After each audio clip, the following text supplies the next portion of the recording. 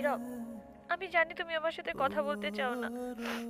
আমি কথা বলার মতো সেই মুখটাও রাখিনি, সেটাও আমি জানি। আমি অনেক বড় ভুল করছি নীরব। তুমি আমার সামনে থাকা সত্ত্বেও আমি ভুল মানুষটাকে চুজ করছি। আমি তোমার লাইফে ব্যাক করতে চাই নীরব।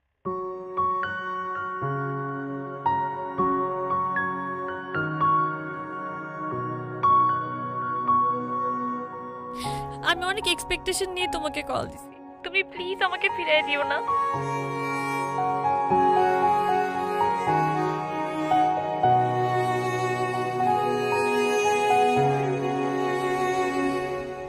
Sorry, wrong number.